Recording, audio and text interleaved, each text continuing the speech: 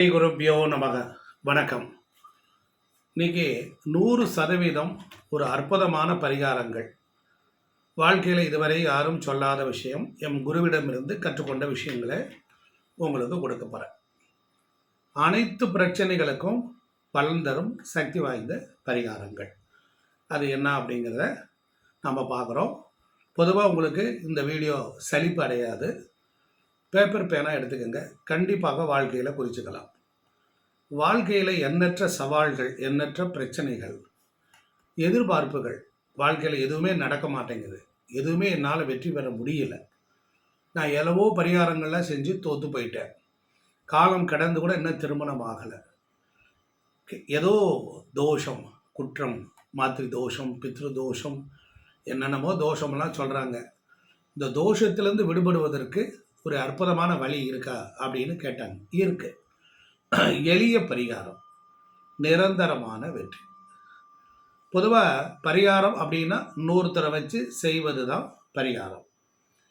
பிரார்த்தனை, வழிபாடு, ஜெபம், தபம், இவைகள் மூலமாக நம்மளுடைய வாழ்க்கையில் சுலபமாக நடக்க வேண்டிய கர்மங்களை நாமே தடுத்து நிறுத்தலாம், தீர்க்கலாம். இதுதான் அடிப்படை உண்மை. நம்மளால் செஞ்சு கொள்ளக்கூடியது தான். ஸோ அதுதான் நம்ம இப்போ இது கூட பரிகாரம்னு ஆயிடுச்சு. அப்போ பிரார்த்தனைகள், வழிபாடுகள், இவைகள் எல்லாம் 95% கண்டிப்பாக நன்மை நடக்கும். ஒரு சில விஷயங்கள் தான் சில கோயில்களுக்கு சில யாக வேள்விகள் செய்து சரி பண்ண முடியும். சில நேரங்களில் நம்ம பரிகாரங்களில் எழுதி கொடுக்குறோம், அவங்க அந்த டயத்துக்கு போய் கோயிலில் போய் வழிபாடு செஞ்சால் அதுவும் நடக்குது. அப்போ தொடர்ந்து நம்ம வாழ்க்கையில் நான் சொல்லக்கூடிய அந்த பரிகாரங்களை எடுத்து வர வெற்றி உண்டாகும். பொதுவாக நமக்கு வாழ்க்கையில், நம்ம லைஃப்பில் நமக்கு என்ன தேவைப்படும்? பொருளாதாரம் தேவை, அதுக்கப்புறம் ஒரு வேலை வாய்ப்பு, அதுக்கப்புறம் திருமணம், குழந்தை பாக்கியம், அதுக்கப்புறம் செல்வ வளம், அப்புறம் ஒரு வீடு, ஒரு இடம், ஒரு நிலம், இவைகள் தானே நம்முடைய எதிர்பார்ப்பு. இதை நமக்கு கிடைக்காமல் இருக்கிறத சரி பண்ணுறதுக்கு தான் நமக்கு இந்த பரிகாரம். ஒன்று பிதுர் கர்மாவினால் நமக்கு வந்திருக்கும், இல்லை என்றால் பூர்வ ஜென்ம கர்மாவினால் நாம் அதை அனுபவிக்க முடியாமல் சிரமப்படுவோம். இப்போ இதிலிருந்து நாம் விடுதலை அடைய நம்முடைய எவ்வளோ பெரிய கர்மாவையும் பரிகாரம் செய்யலாம். சின்ன ஒளி போதும் பெரிய மலையை நாம் தகர்த்து எறியலாம். அதாவது நீங்கள் எந்த ஊரில் இருந்தாலும் நீங்கள் பிறந்த ஊர், அந்த ஊரில் உள்ள சிவபெருமானுக்கு உங்களுக்கு ஒரு இன்டர்லிங்க் இருக்கும். எவ்வளவு பெரிய பிரச்சனையாக இருந்தாலும், எவ்வளோ பெரிய கெட்ட கர்மாவாக இருந்தாலும் அதையெல்லாம் போக்குவதற்கு நாம் பரிகாரம் என்னன்னால், சிவனுக்கு, சிவலிங்கத்திற்கு நல்லெண்ணெய் அபிஷேகம் பண்ணணும். இப்போ பால் 5 லிட்டர் வாங்கி கொடுப்போம், 10 லிட்டர் வாங்கி கொடுப்போம். அதே போல் நல்லெண்ணெய், சுத்தமான நல்லெண்ணெய், அந்த எண்ணெயில் சுவாமிக்கு அபிஷேகம் பண்ணணும். கோயிலில் போய் கேட்கணும், முன்னமே திட்டமிடணும். இதெல்லாம் நாங்கள் பண்ணுற வழக்கம் இல்லை அப்படின்னா எங்கே பண்ணுவாங்களோ அந்த டயத்துக்கு நீங்கள் நல்லெண்ணெயில் சுவாமிக்கு அபிஷேகம் பண்ணணும். அபிஷேகம் பண்ண எண்ணெயை என்ன செய்கிறது என்ற கேள்வி நமக்கு இங்கே இடம் இல்லை. பொதுவாக எவ்வளோ பெரிய கெட்ட கர்மாவாக இருந்தாலும் நம்முடைய வாழ்க்கையில் நல்லெண்ணெய் அபிஷேகம், நல்லெண்ணெய் தீபம், நல்ல எண்ணெயில் தீபம் ஏற்றுனீங்கன்னா அதுதான் பரிகாரம். கோயிலில் போய் நெய் தான் பரிகாரம் பண்ணணுங்கிறதே கிடையாது. சுத்தமான நல்லெண்ணெய் வாங்கி நீங்களே விளக்கேற்றலாம். 5, 7, 11, 21, 45, இது போன்ற 54, இந்த மாதிரி 108 வசதிக்கு தக்கபடி ஏற்றலாம். குறைந்தது 4 லிட்டராவது இருக்கணும் நல்லெண்ணெய் அபிஷேகம். அவ்வளவு காசு போட்டால் பண்ண முடியும்னு கேட்காதீங்க, சக்திக்கு தக்கபடி செய்யுங்க. தொடர்ந்து இது மாதிரி செய்துட்டு வர கண்டிப்பாக நம்மளிடத்தில் இருக்கிற கெட்ட கர்மா தீரும். இது 100%. அடுத்தாப்புல கண் திஷ்டி போவதற்குரிய பரிகாரம். எத்தனையோ திஷ்டி, அவன் பார்த்துட்டா இது முடியல, அவன் வந்துட்டு போனதுக்கப்புறம் குடும்பம் சரியில்லை அப்படின்னு நிறைய சொல்லுவாங்க. நீங்கள் யாராவது ஒருத்தர் கோவிலில் தயிர் சாதம், புளியோதரை, இது 2ஐயும் அன்னதானம் செஞ்சீங்கன்னா எவ்வளவு திஷ்டியும் போகும்.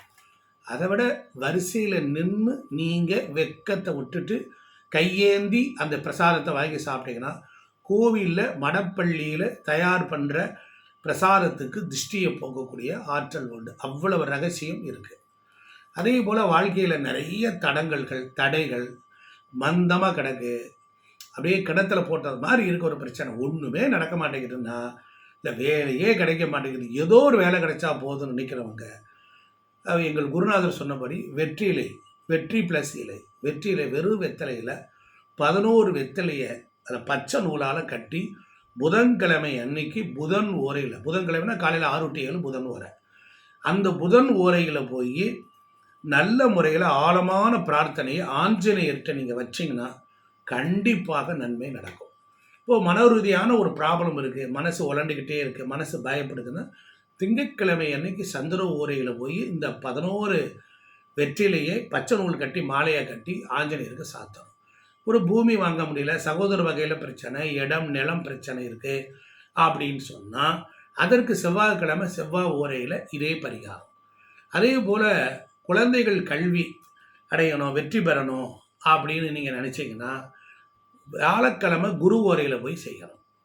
ஒரு கல்யாணம் ஆகலை, திருமண தடையாக இருக்குது, வீடு கட்டிகிட்டு இருக்கு, பாதியிலே நிற்கிது, மனைவியோடு அனுசரித்து போக முடியல, பல ப்ராப்ளம் இருக்குது அப்படின்னா வெள்ளிக்கிழமை சுக்கிர ஓரையில் போய் இந்த இலையை ஆஞ்சநேயருக்கு கட்டி மாலை போடணும். எல்லா வெத்தலையும் எதுவுமே சன்னதியில் முன்னால் நின்று அப்போ கட்டணும். அப்போ தான் கட்டினா தான் சரியாக வரும், யாரோ கட்டி கொடுத்து சரியாக வராது. அதே போல் உங்களுக்கு ஒரு சுய தொழில் செய்கிறீங்க, ரொம்ப மந்தமாக இருக்குது, வெற்றியே பெற முடியல, சனிக்கிழமை அன்னைக்கு சனி ஓரை 11 வெற்றியில் பச்சை நூலில் கட்டி சுவாமிக்கு சாத்துங்க.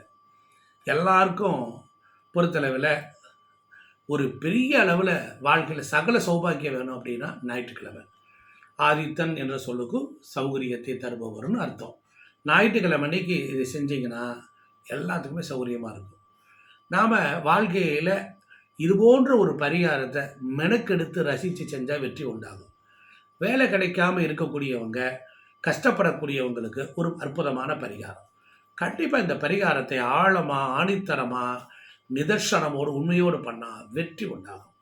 அதே போல் வாழ்க்கையில் வேலை கிடைக்காமல் கஷ்டப்படக்கூடியவங்க ஒரு 3 ஆலயம், எங்கள் குருநாதர் சொன்னது போல் சென்னை திருவல்லிக்கேணியில் இருக்கிற பார்த்தசாரதி கோயில் அந்தந்த பகுதியில், அதில் திருச்சியில் ஜலகண்டேஸ்வரர் அகிலாண்டேஸ்வரி கோயில், அதே போல் கும்பகோணத்தில் ஆதி கும்பேஸ்வரர் கோயில், சென்னையில் இருக்கிற பார்த்தசாரதி பெருமாளுக்கு புதன்கிழமையும், திருச்சி அகிலாண்டேஸ்வரிக்கு திங்கட்கிழமையும், அதுபோல் ஆதி கும்பேஸ்வரருக்கு சனிக்கிழமை அன்றைக்கி அந்த பரிகாரம் பண்ணிங்கன்னா கண்டிப்பாக நன்மை உண்டாகும்.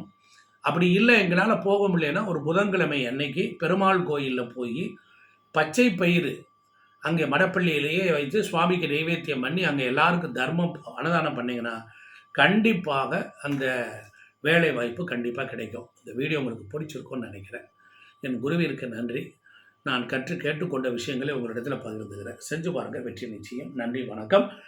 இதுவரையிலும் நம்ம சேனலை நீங்கள் சப்ஸ்கிரைப் பண்ணாதவங்களாக இருந்தீங்கன்னா சப்ஸ்கிரைப் பண்ணுங்கள், பக்கத்தில் இருக்கிற பெல் பட்டன் அமுக்குங்க. தொடர்ந்து நம்ம போடக்கூடிய வீடியோலாம் உங்களுக்கு வந்து சேரும். நன்றி, வணக்கம். திருச்சிட்டு.